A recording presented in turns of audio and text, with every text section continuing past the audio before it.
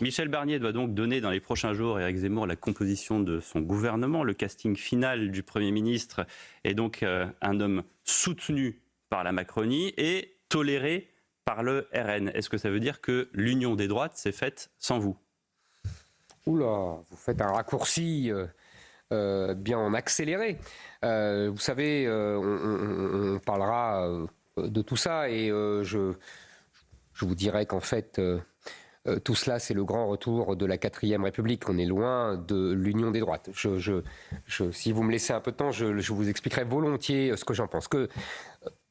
Vous avez évoqué ma rentrée, mon discours devant l'Union des droites, vous voyez, lapsus intéressant, devant Reconquête, et vous avez dit que j'avais déclaré que la politique était l'ennemi du peuple.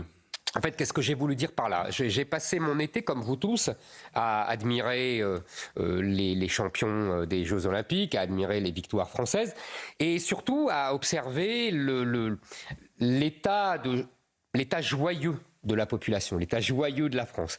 Et je me suis dit que ce n'est pas seulement parce que Léon Marchand a gagné 4 médailles d'or, c'est aussi parce que nous étions enfin débarrassés du marécage politique. Le marécage politique qu'on avait connu pendant des mois avant, cet ensemble, et justement je vais revenir à votre question, cet ensemble de trahisons, d'alliances, de contre-alliances, Vous en avez fait partie, M. Zemmour, de ce marécage politique pendant très longtemps, jusqu'à même une date récente. Non. Non, je vais vous répondre. Non, je ne fais pas partie de ce marécage politique, c'est justement... pour sortir le pays de cela que j'ai fondé un parti politique à l'extérieur des autres partis. Et je ne me suis pas rallié à un des partis politiques. Mais si vous le voulez bien, je poursuis. Donc ce marécage politique, on en était débarrassé. Dans un premier temps, et c'est d'ailleurs le sens de votre question, je me suis dit que nous vivions le retour de la 4e République. J'avais appris ça dans les livres, j'avais vu le général de Gaulle tonner contre le régime des partis, c'est-à-dire, qu'est-ce que c'était le régime des partis? C'est-à-dire des partis politiques qui ne pensent qu'à leur propre destin, qu'à leur propre croissance, qu'à leur propre sort, sans se soucier de l'intérêt du pays. On l'a vu là pendant des mois, vous avez vu la Macronie par exemple, qui diabolisait LFI, puis ensuite qui s'alliait avec eux. Vous avez vu le Rassemblement National, Là, vous parlez du Front républicain. Absolument. Vous avez vu également le Rassemblement National qui a des attitudes qui changent de semaine en semaine. Ils ont voté pour des LFI au bureau de l'Assemblée. Ils ont dit qu'ils ne soutiendraient pas le gouvernement, puis ils ont dit qu'ils ne voteraient pas de motion de censure contre M. Barnier. Et désormais, ils disent le contraire, ils attendent la dissolution du gouvernement. Enfin, vous voyez... Il n'y a pas que le Rassemblement national. Alors, les LR qui disent que jamais ils ne viendront avec un gouvernement macronien et qui finalement se précipitent derrière M. Barnier. Le Parti socialiste qui fait campagne contre un des leurs pour devenir Premier ministre. Mais est-ce que tout ça, c'est pas parce que le temps presse, qu'il y a un budget adopté, qu'il y a une politique à faire, que les Français, pardonnez-moi, que les Français sont exsangues de voir effectivement ce paysage, vous faites le même constat et qu'il faut bien arriver à une solution. Je ne dis pas que c'est la bonne, mais est-ce que c'est pas aussi le constat il faut avancer? Si vous voulez, ils n'avancent pas puisque justement, ils se perdent dans des manœuvres, des contre-manœuvres, etc. Donc moi, je ne vois pas où ça avance. Ce que je veux dire, c'est que je continue mon analyse, si vous me permettez.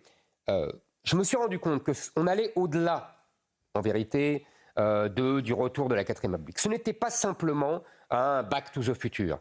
Car il y avait ce qu'il n'y avait pas à l'époque. Parce qu'à l'époque, la haute administration travaillait pour l'intérêt général, le niveau scolaire était excellent, les juges appliquaient la loi et ne voulaient pas la faire. Vous voyez, il y avait des différences majeures. Aujourd'hui, nous avons et nous recevons le fruit pourri du slogan 68 Art, tout est politique. Et si tout est politique, je sais que Mathieu Bock-Côté a aussi réfléchi à ce sujet, si tout est politique, il n'y a plus de vie privée, il n'y a plus de liberté individuelle. Si tout est politique, ça veut dire que la famille est politique, le sexe est politique, la justice est politique, l'école est politique, tout est politisé, tout est pourri par la politique, tout est idéologisé, et on rentre dans une logique totalitaire qui est absolument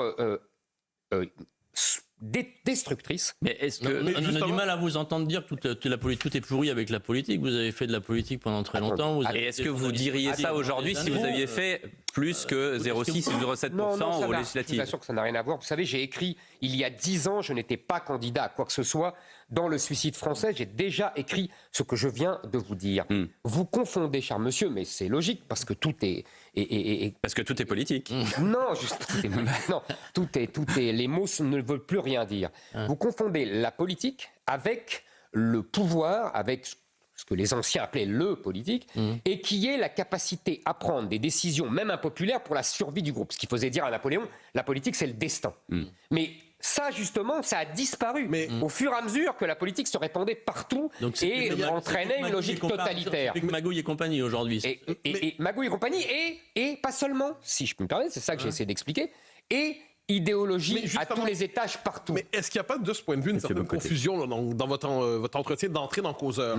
Vous dites la politique est devenue l'ennemi du peuple. Alors, vous lisant, il y a deux significations. D'un côté, il y a une critique d'une classe politique déconnectée, désaxée. De l'autre côté, il y a une critique, effectivement, de la politisation de toute chose. Donc, je traduis votre propos, vous me dites si je le comprends bien. En fait, ce que vous critiquez, c'est l'étatisation. L'État est devenu... au-delà de la politique, c'est un peu une confusion. L'étatisation de toute chose est l'ennemi du peuple. C'est pas l'étatisation, parce que vous voyez bien que même l'État est débordé. Même l'État se soumet à cette politisation. C'est bien le drame de notre pays depuis 40 ans. Donc les associations... alors, comment? Vous diriez l'idéologisation? L'idéologisation, ce qu'on appelle la politisation au sens large. Les exemples sont assez simples. Quand vous avez des associations... En fait, la solution, qu'est-ce que c'est? Vous allez voir, on va comprendre. C'est ce que j'allais vous demander. Dépolitisation. Donc c'est la désidéologisation et la débureaucratisation. Et comment on fait? En fait, c'est les trois. Comment on fait? Je vous donne des exemples simples. À l'école, on interdit aux associations politisées d'entrer dans l'école.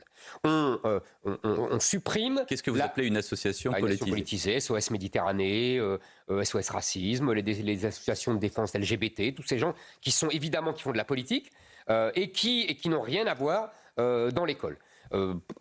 Pareil pour la justice. On doit envisager, je pense, l'interdiction du syndicat, du syndicalisme dans la justice, qui existait avant 68 d'ailleurs. Vous voulez interdire le syndicat de la magistrature? Par exemple. Et pas l'USM? Non, si on interdit le syndicat, on interdit tous les syndicats. Ouais, dans tous les sujets, dans la culture, dans l'humour. Je veux dire, il faut dépolitiser et désidéologiser. Vous voyez, je pense que c'est un ensemble. L'exemple est bon. D'un côté, vous dites interdire les syndicats dans la magistrature. Très bien. Pour l'humour, c'est un peu plus compliqué. Il n'y a pas grand-chose à interdire. Donc, est-ce que la réponse de ce point de vue, ce n'est pas, pour être dans votre logique, une forme de définancement aussi des activités culturelles? Évidemment. La seule manière, si je comprends votre raisonnement, si on coupe le financement, alors que les gens réussissent à faire leur humour de gauche, de droite, de centre, mais avec l'appui des gens et pas la... Vous avez tout à fait raison. J'avais proposé pendant la présidentielle la suppression du ministère de la Culture et la transformation en ce qu'il était auparavant, c'est-à-dire un ministère des Beaux-Arts. Parce que je pense qu'effectivement, le financement permanent de tous ces canaux a été complètement dévoyé par l'idéologie de gauche qui s'est approprié tous ces canaux de financement pour imposer son idéologie. Et donc, après la culture, après l'école, après la justice, ça veut dire que vous allez avoir des fonctionnaires qui appliquent un programme commun pour l'école de la République, une justice commune. Est-ce que ces personnes-là, ces fonctionnaires, ne vont pas finalement dire « vous nous empêchez de penser » ? Ah, c'est intéressant ce que vous dites, parce que je tiens à vous dire que je ne tiens pas du tout à remplacer une idéologie de gauche par une autre idéologie. Si je supprime la loi Pleven, je ne veux pas une loi Zemmour qui interdise les propos de gauche. Vous voyez, je ne veux pas imposer ma vision de l'histoire à l'école. Non, je veux libérer les Français de la politisation et de l'idéologie. C'est ça, je ne veux pas du tout imposer ma forme de pensée. Et sur une échelle de 1 à 10, la possibilité de faire ça, elle est où ? Vous savez, si vous avez c'est bien ce que je reproche aux politiques, et on va parler, j'imagine, de Michel Barnier et des autres. C'est bien ce que je leur reproche, et depuis, pas avant même que j'ai Reconquête et que je sois candidate. Je vous dis, ça fait presque une décennie que je dis la même chose. Ce que je leur reproche, c'est d'avoir cédé à cela. C'est-à-dire, au fur et à mesure que la politique se répandait partout, le pouvoir disparaissait. Mais vous êtes lucide, Éric Zemmour. Mais de ce point de vue, vous êtes lucide, comment est-ce que ça peut arriver ? On peut appeler ça...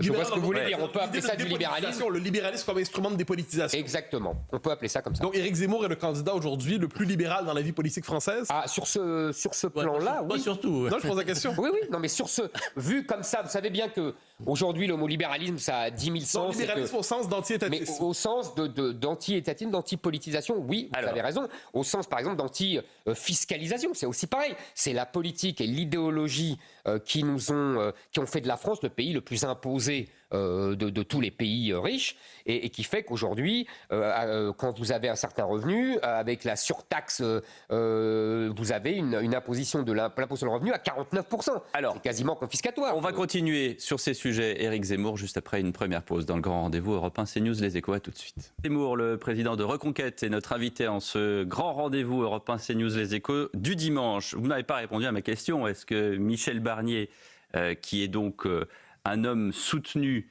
par la Macronie et toléré par le RN, a le tampon d'Éric Zemmour? Écoutez, d'abord, je suis très étonné de l'arrivée de LR comme ça au pouvoir alors qu'ils ont eu 5%. Vous n'êtes pas le seul. Vous moquez, mais 1%, mais avec 5%. Et ce qui prouve bien d'ailleurs que Je moquais pas, je le constate. retour de la 4ème République, c'est le retour des partis charnières. Vous savez, c'est pour ceux qui connaissent, c'était l'UDSR de François Mitterrand qui faisait et défaisait les majorités avec un tout petit pourcentage de voix en réalité. Ben là, c'est un peu la même chose. Pour le RN, c'est un peu différent, c'est-à-dire que c'est le soutien sans participation. Autre formule classique de la 4ème République, c'est-à-dire qu'ils soutiennent, mais ils ne participent pas. Deuxième, mais en même temps, vous savez, la vérité, c'est que le vote du budget va être décisif. Qui vote contre ? Qui vote pour ? Qui s'abstient ? Ceux qui votent pour et qui s'abstiennent sont dans le cadre, seront comptables des résultats de Michel Barnier. Maintenant, vous m'interrogez sur Michel Barnier personnellement. Je le connais. Seront comptables de la coexistence exigeante. En tout cas, seront comptables des résultats de Michel Barnier et du gouvernement. Bon. Oui, sur les LR aussi, est-ce qu'ils ont eu raison parce que vous le soulignez, pendant des semaines, ils nous ont expliqué qu'ils ne voulaient pas être au gouvernement, qu'ils ne voulaient pas être dans la majorité. Aujourd'hui, ils se bousculent pour y aller. Vous soulignez les contradictions de LR. Monsieur Wauquiez, manifestement, s'est vu contraint de changer d'avis. Je ne sais pas pour quelle raison. Selon vous, c'est pour quelle raison ? Je ne sais pas. Peut-être il a été convaincu, je dirais, pour être gentil, par Nicolas Sarkozy, qui plaide pour cela depuis 2 ans. Peut-être a-t-il compris que de toute façon sa base voulait aller au gouvernement. Vous savez, moi je me souviens m'être amusé pendant la primaire de LR, puisque j'étais à l'époque candidat et leur rival, d'avoir dit que les 3 candidats, Barnier, Pécresse et Bertrand, en fait ne faisaient pas campagne pour être président, mais pour être Premier ministre de Macron. Vous voyez, 2 ans après, tout cela se réalise. Ils ont failli être tous Premier ministre de Macron. Mais néanmoins, on arrive à la concrétisation de la coalition entre la Macronie et LR. Très bien. Au centre droit, nous avons maintenant un bloc qui est LR et Macron. Bon, c'était la logique politique depuis des années. Bon, maintenant que c'est fait, est-ce que vous approuvez, est-ce que vous adoubez et quel est le conseil numéro 1 que vous donneriez à Michel Barnier? Alors, le conseil numéro 1 que je ne me permettrai pas de donner un conseil. Je vous le demande. Mais il fait bien ce qu'il veut. Moi, vous savez, je connais bien Michel Barnier. Je le connais depuis même plus de 30 ans. Je l'ai vu à l'œuvre. Il dit, c'est un gaulliste. Moi, je n'y croyez pas. Vous savez, je l'ai vu au sein du RPR, très isolé pour son fédéralisme européen, très, très critiqué par les gaullistes qui étaient là au RPR. Bon. Après, on dit c'est un homme de droite. C'est un centriste. D'ailleurs, son meilleur ami, c'est Jean-Pierre Raffarin. C'est un homme de centre droit. Comment ? C'est un centriste mou ? Écoutez, on verra bien. En général, les centristes sont mous. Vous savez ce que moi, disait... ce que j'attends, vous me dites, est-ce que vous demandez un conseil ? Oui. Je lui conseillerais, par exemple, d'appliquer ce qu'il disait pendant la primaire, c'est-à-dire qu'il fallait un moratoire sur l'immigration pour tout remettre à plat, et qu'il fallait que la loi nationale fût supérieure à la loi européenne. Oui. Je lui conseillerais aussi de ne surtout pas augmenter les impôts. Oui. Parce que nous sommes déjà, comme je l'ai dit tout à l'heure, le pays le plus fiscalisé. Dernière chose, je lui demanderais d'appliquer la mise en œuvre des classes de niveau, c'est-à-dire la fin du collège unique, qu'avait promise inconsidérément M. Attal et promesse qu'a liquidé en quelques semaines l'alliance entre Mme Belloubet et les syndicats de l'école. Vous voyez, autre exemple sur les impôts, Stéphane Dupont. Généralisée. Justement, Éric Zemmour, là, sur les impôts, une des premières déclarations de Michel Barnier, c'était dire qu'il était favorable à plus de justice fiscale. Donc on a tous compris qu'il voulait augmenter les impôts, certains impôts. C'est déjà une trahison parce que la ligne de LR jusqu'à présent, c'était pas d'augmentation d'impôts. j'ai entendu comme vous et j'ai compris comme vous.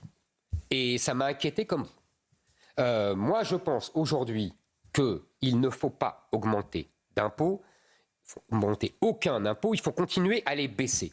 D'ailleurs, M. Macron lui-même a tout fait pour ne pas augmenter les impôts et même il en a baissé certains. Pas assez à mon goût, par exemple les impôts de production, mais il en a baissé. Le problème de M. Macron, c'est que parallèlement à cela, il n'a pas réduit les dépenses. Donc évidemment, il a aggravé les déficits. Un enfant de 8 ans comprendrait ça. Donc il faut continuer de baisser les impôts, car nous sommes le pays le plus imposé d'Europe, d'Occident. Nous sommes avec un niveau de prélèvement obligatoire de 47 ou 48%, c'est colossal. L'Allemagne est à 42. Nous sommes le pays vraiment où il y a le plus d'impôts. Les entreprises sont surimposées. Donc dans la compétition économique mondiale, c'est évident qu'elles sont Mais où est-ce qu'on trouve de l'argent ? Où est-ce qu'on trouve de l'argent ? Est-ce qu'on trouve de l'argent, par exemple, en luttant contre l'immigration, comme le dit le RN ? Ah mais ça, c'est évident. Oui, mais comment ? Je le dis depuis 20 ans. Tout simplement, moi je propose... C'est d'ailleurs ce que propose le RN désormais, de supprimer toutes les allocations sociales de solidarité aux étrangers. C'est le vrai sens de la préférence nationale qu'a complètement oublié le Rassemblement national aujourd'hui. Moi, je propose aussi, si vous voulez, il y a au-delà de l'immigration. L'immigration nous coûte beaucoup parce que nous avons des gens qui consomment énormément de services publics. Je ne sais pas ce que montrent les études, mais... Les études, cher monsieur, je connais ces études. Et à chaque fois, c'est la même chose. Ils voient uniquement le côté purement économique entre les gens qui travaillent et les gens et ce qu'ils rapportent et ce qu'ils coûtent. Sauf qu'ils ne tiennent pas en compte, que les étrangers sont ceux qui travaillent le moins. 40% des Algériens sont inactifs. 2, que les étrangers sont ceux qui consomment le plus et qui ne sont pas mis dans ces études. L'école, les services sociaux, les hôpitaux, les allocations de solidarité, les prisons, la police, etc., etc. Vous voyez, tout ça, c'est pas pris en compte dans ces études. On ne peut pas avoir de statistiques ethniques, c'est pour ça. Non, pas seulement. C'est parce qu'ils ne veulent pas les prendre en compte. Parce que ceux qui les prennent en compte montrent bien qu'en fait, ça nous coûte énormément. Donc, mais il n'y a pas que l'immigration, pardonnez-moi. Mais justement, je me permets de revenir. Est-ce qu'il y a un discours ambiant qui nous dit depuis des années la France serait un pays ultra-libéral, très libéral, néolibéral. À vous entendre, j'ai plutôt l'impression que la France serait un pays socialiste sans le savoir. Et vous savez, la blague, dans les années 80, la France est le pays communiste, le seul pays communiste qui a réussi. On n'est pas loin de la vérité, de pire en pire. Vous savez, Jacques Chirac m'avait raconté une anecdote, je vais très vite. On est en 68, le général de Gaulle va assister aux Jeux Olympiques de Grenoble. Il y avait toujours un ministre qui accompagnait le général de Gaulle. En l'occurrence, c'est Jacques Chirac, jeune secrétaire d'État au budget. Qui l'emmène à la gare, et juste à ce moment-là, au moment de partir, le général de Gaulle lui dit « Dites-moi Chirac, à combien sommes-nous de prélèvements obligatoires ?» L'autre blêmit, Chirac lui-même qui me raconte, et il lui dit « Mon général, 33%. 33%. On est à 47 aujourd'hui. Et de Gaulle lui dit « C'est très bien qu'on en reste là. » Donc c'est pour vous dire... Mais vous noterez nous sommes le pays... Pardonnez-moi Mathieu. Nous sommes le pays qui a 85 fonctionnaires pour 1000 habitants. En Allemagne, c'est 56 fonctionnaires pour 1000 habitants. Donc vous voyez, il y a de la marge, nous devons désadministrer, nous devons débureaucratiser, nous devons... Comment ? Où est-ce qu'il faut faire des économies ? Des économies... En dehors de l'immigration. Mais bien sûr, bien sûr. Si vous voulez, il y a beaucoup dans l'administration de ministères où il y a des surcoûts, Vraiment, nous sommes en sureffectif. J'ai lu un excellent article de M. Delarosière, qui était un haut dignitaire de... Gouverneur de la Banque de France. Voilà, la Banque de France, qui dit qu'il propose des suppressions d'emplois dans la fonction publique, des non-renouvellements plutôt, comme avait tenté de le faire Nicolas Sarkozy, vous savez, après, lors de la retraite. Un emploi sur 2 de retraités qui n'est pas rempli. Ça serait très bien. On pourrait aussi s'en prendre au millefeuille administratif, local, administratif, on entend ça. Les régions, mais on le fait jamais. Et on ne le fait jamais. On pourrait aussi supprimer toutes les allocations pour les associations politisées.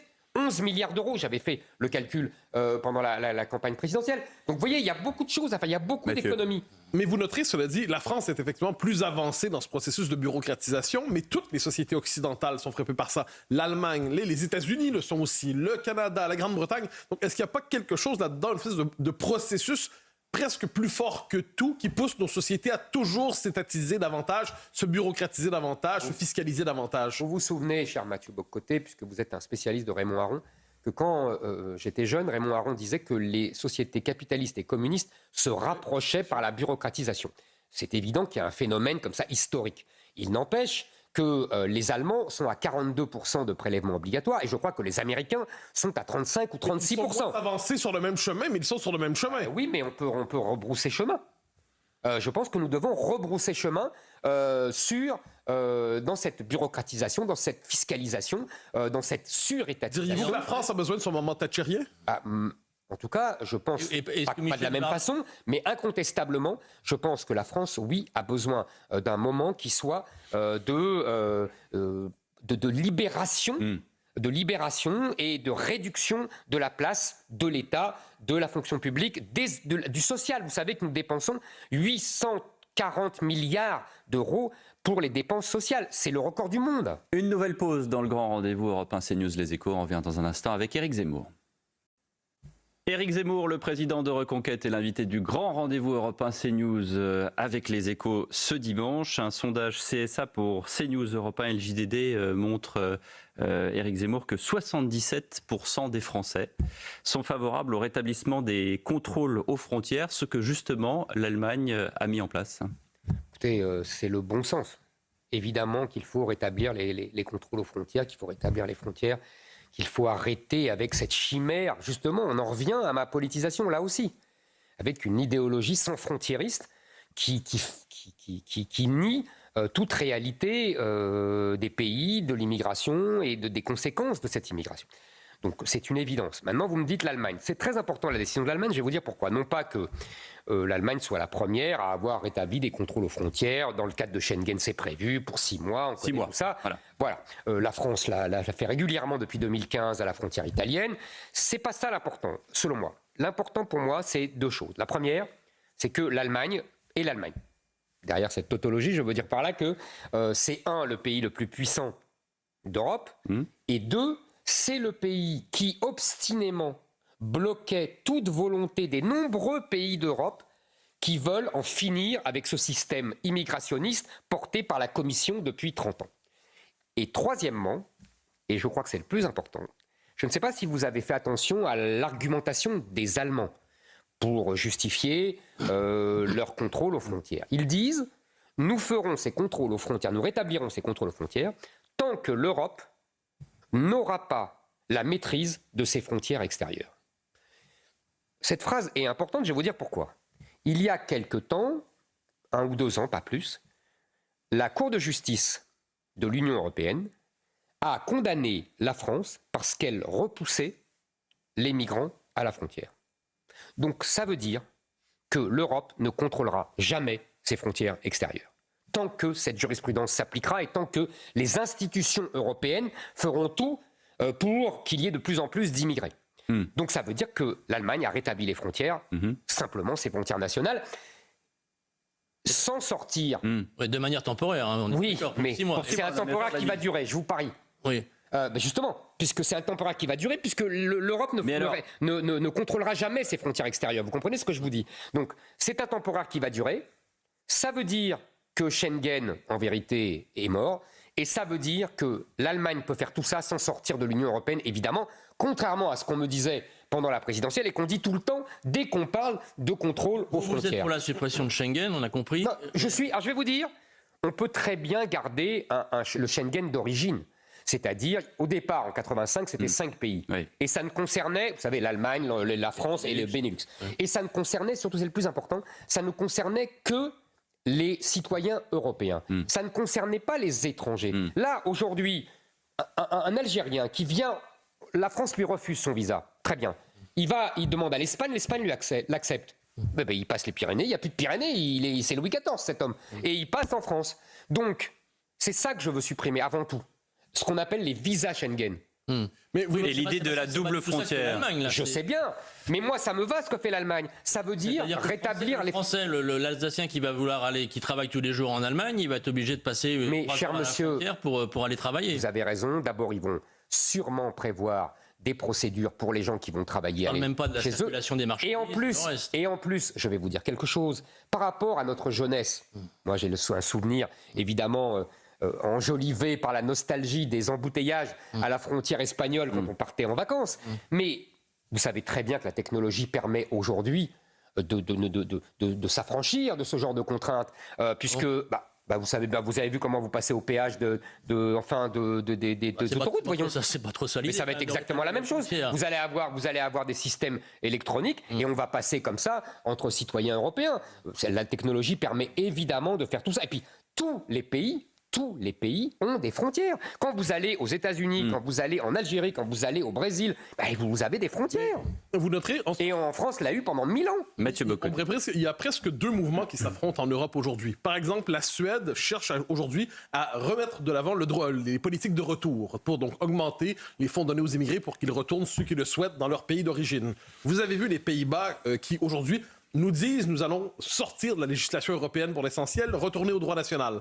Mais vous avez en Italie, inversement, Matteo Salvini qui a voulu lui appliquer une politique de refoulement des immigrés qui risque d'avoir, en fait des clandestins, qui risque d'avoir 6 ans de prison pour les décisions qu'il a prises au moment où il était aux affaires. Est-ce qu'on peut dire que la question de l'immigration est celle qui divise politiquement l'Europe plus que les autres aujourd'hui? Mais évidemment.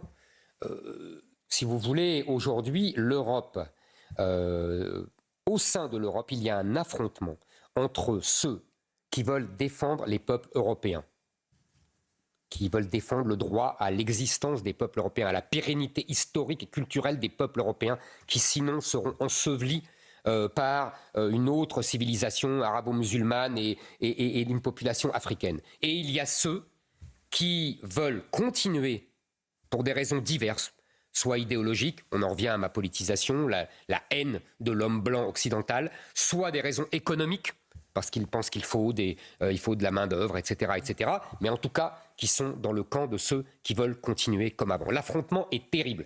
D'un côté, nous avons les institutions européennes, je l'ai dit tout à l'heure. De l'autre, nous avons de plus en plus de gouvernements européens, du Sud comme du Nord, qui effectivement non seulement veulent arrêter l'immigration, mais veulent renvoyer, faire remigrer tous les immigrés qui en vérité posent problème. Ce que je proposais moi-même pendant la présidentielle et que je continue à proposer, c'est-à-dire la remigration des délinquants, des fichiers S, des chômeurs de longue durée. Vous voyez, ça fait beaucoup de monde déjà, ça. Éric Zemmour, c'est peut-être pas aussi simple que ça, parce que regardez l'Allemagne, vous les applaudissez, ils viennent de rétablir les frontières. Mais dans le même temps, ils organisent de l'immigration légale parce qu'ils ont besoin de main-d'œuvre. Et l'Italie, c'est pareil. Ils nous ont expliqué quand Madame... quand ils sont arrivés au pouvoir, Madame Meloni, quand elle est arrivée au pouvoir, qu'il fallait arrêter l'immigration, et après ils ont pris des mesures pour faire venir légalement d'immigration. Vous avez tout à fait raison, c'est un vrai problème. C'est antinomique. Non, c'est pas. C'est plus que. Il faut nuancer. Mais je suis d'accord, c'est un vrai problème. Je veux bien entendre Éric Zemmour là-dessus. Attendez, vous avez raison. Je ne vous cache pas. Cet été, j'ai discuté avec des agriculteurs qui m'expliquaient aussi que pour ramasser les fraises, les melons, etc., ils ne trouvent pas de travailleurs français et ils font venir des gens du Maroc pour ramasser. Donc je ne nie pas cette question. Il y a plusieurs manières de la régler. La première, c'est que on peut faire venir des gens pour 3 mois et les renvoyer immédiatement, c'est-à-dire sans regroupement familial, sans droit spécifique, sans allocation, etc. Ce n'est pas la même chose que de laisser venir n'importe qui et de les laisser en liberté. Deuxièmement, l'Italie n'est pas dans le même cas que la France. L'Italie n'a pas de droit du sol, l'Italie n'a pas de regroupement familial. Nous avons un problème. On met toujours en avant les gens qui travaillent, la besoin de main-d'œuvre. Mais vous savez, cher monsieur, sur les 500 000 entrées légales tous les ans, depuis quelques années, depuis le gouvernement Macron, 320 000... Plutôt 300 000. Non, cher monsieur. 320 000 visas et 150 000 droits d'asile. Vous faites le calcul, ça fait 500 000, vu que les droits d'asile, qu'ils soient acceptés ou refusés, restent. Ils ne sont jamais expulsés, sauf à la marge. Donc ça vous fait 500 000. Donc sur les 500 000, vous savez combien viennent pour travailler? 50 000. Nous avons 450 000 déjà qui ne viennent pas pour travailler. C'est le regroupement familial, c'est les étudiants, c'est l'humanitaire. J'ai vu cet été que la Cour d'appel du droit d'asile se permettait d'annoncer que vous m'entendez bien, toutes les femmes afghanes avaient le droit à l'asile en France parce qu'elles étaient persécutées dans leur pays, vous voyez, ça fait 20 millions de personnes, c'est pas mal. Merci pour nous. Donc, si vous voulez... L'asile politique, ça ne rentre pas en compte pour vous? Parce que là, en l'occurrence... Pardon, j'ai pas compris votre question. Non, je veux dire, les personnes qui demandent l'asile politique, pour vous, c'est un cas à part, ça rentre dans une catégorie, monsieur, on le prend en compte? Pas forcément. C'est une très bonne question. Le droit d'asile, dans la tradition européenne, c'est Victor Hugo à Guernesey ou c'est Solzhenitsyn dans le Vermont. Ce n'est pas des millions d'Afghans.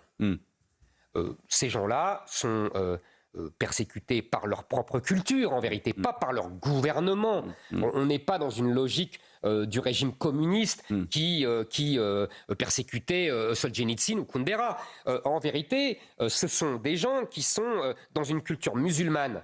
Et donc, les homosexuels sont persécutés, donc les femmes sont enfermées, mais on le sait depuis 1000 ans, depuis le début de l'islam. Donc, il n'y a pas de solution. Donc ça ne relève pas du droit d'asile. Et c'est ça la perversité. On en revient à mon début sur la politisation. Qu'est-ce qui s'est passé? Depuis 20-30 ans, on a étendu, sans le dire aux Français, les cas de droit d'asile. Ce n'est plus Victor Hugo. Aujourd'hui, c'est tous les homosexuels des pays musulmans. D'ailleurs, ils ont tous le même baratin. Ils racontent tous la même histoire, écrits par les associations qui les défendent et défendus par des avocats qui sont rémunérés et qui en vivent grassement.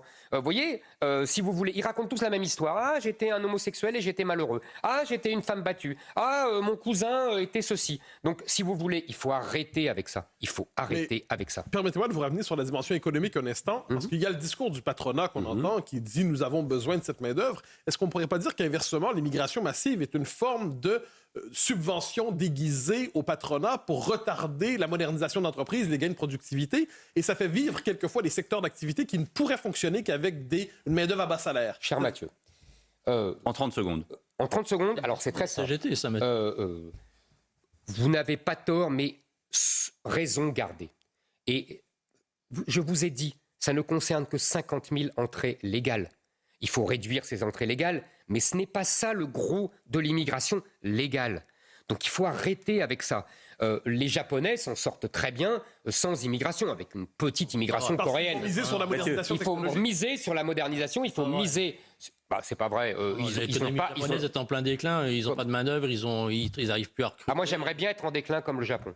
Avec la troisième puissance du monde, avec les prisons vides, avec des entreprises exportatrices partout, avec un déficit, avec un excédent commercial. J'adorerais être dans leur déclin. Éric Zemmour est notre invité au Grand Rendez-vous. On se retrouve dans quelques petits instants. À tout de suite. Dernière partie du Grand Rendez-vous avec Éric Zemmour, le président de Reconquête. Éric Zemmour, les drames se sont enchaînés ces dernières semaines. Je prends pour exemple le drame de Valoris où la petite Camilla a été tuée par un motard de 19 ans qui reste en liberté. Les parents ne comprennent pas. Vous avez sans doute entendu l'appel de la veuve de l'adjudant Comines. C'est un peu le choc sécuritaire que vous appelez de vos voeux depuis longtemps. Sauf que là, ça vient d'une personnalité civile. Et puis, vous avez entendu, à propos de la veuve Comines, ces commentateurs qui ont dit « cette femme parle sous le coup de l'émotion, elle parle avec la douleur d'une femme qui vient de perdre son mari ». Est-ce que c'est une façon de disculper une justice qui, en fait, est coupable de ne pas rendre justice ? Vous avez tout à fait raison. J'étais très ému et très touché par les propos de Mme Comines qui a eu le courage de dire la vérité. C'est-à-dire que c'est la France, l'État, la justice qui ont tué son mari. Vous savez, au début de l'émission, je vous disais la politisation qui s'est répandue partout, qui a pourri tout, et je parlais de la justice. Et c'est, en 2 phrases, je vais vous expliquer ce qui s'est passé depuis 50 ans. Depuis 50 ans, nous avons une gauche judiciaire qui a délégitimé la sanction et la prison, qui a estimé qu'il est interdit d'interdire, vous vous souvenez de ce fameux slogan de 68, et qui a estimé que la prison était à l'origine de la récidive. Et ils se réunissent depuis 40 ans en colloque dans lequel ils se repaissent de pseudo-statistiques qui prouvent que c'est la prison qui provoque la récidive. Vous savez que quand M. Badinter, paix à son âme, est arrivé au ministère de la Justice avec le syndicat de la magistrature, parce que tous ses conseillers étaient du syndicat de la magistrature en 1981, il a, par une loi d'amnistie, à l'époque ça se faisait, libéré, écoutez-moi bien, 40% des prisonniers de l'époque. Il y a en 2014, Madame Taubira, membre des gouvernements de M. Hollande, Garde des Sceaux, absolument, qui a fait voter une loi qui interdit, sauf exception, aux juges de mettre les condamnés en prison. Ils ont renversé la règle et l'exception. Voilà le résultat de la politisation de la justice. Donc évidemment, vous voyez, quand je vous dis qu'il faut dépolitiser, qu'est-ce que ça veut dire qu'il faut dépolitiser? Ça veut dire qu'il faut d'abord interdire le syndicat de la magistrature et puis surtout remettre l'Église... tous les syndicats, bien sûr. Remettre l'Église au milieu du village avec des peines planchées. Comme ça, les juges sont obligés de sanctionner. Ça, c'est une bonne idée. Un minimum.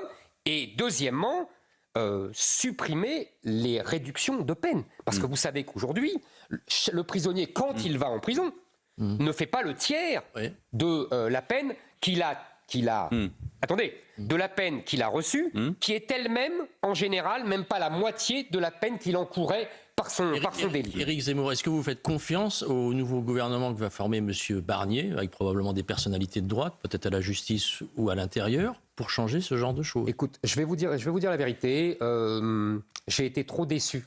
J'ai trop de mémoire pour avoir de l'espoir. Chat échaudé craint l'eau froide. Exactement. J'ai vu la droite, vous savez, elle devait passer le Karcher, elle devait rétablir l'ordre, elle devait rétablir la sécurité depuis 40 ans. Et en vérité, elle s'est soumise à la gauche depuis 40 ans. Je ne vois pas en quoi M. Barnier et les gens qui l'accompagneraient, puisque ce sont des gens de LR, sont radicalement différents de leurs prédécesseurs. D'ailleurs, M. Barnier lui-même a été de tous les gouvernements de droite depuis 40 ans.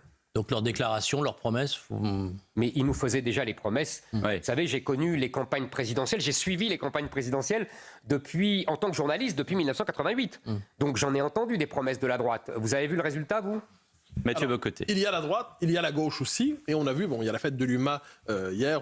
Et qu'est-ce qu'on voit à travers ça? Le choc entre deux gauches. Une gauche incarnée par M. Ruffin, qui dénonce le racialisme qu'il prête, à tout le moins, à la gauche mélenchoniste, et de l'autre côté, la gauche mélenchoniste qui dit M. Ruffin, dans les faits, mentalement, est déjà rendu au RN.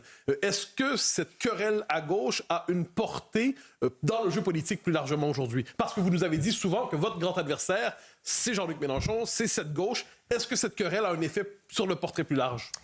Bien sûr que ça a un effet sur la vie politique nationale, puisque en plus, en France, la gauche donne le là depuis 2 siècles et qu'elle indique toujours le sens. Et c'est pour ça que je me permettrai de vous reprendre. Je ne pense pas, moi, qu'il y ait un affrontement entre deux gauches.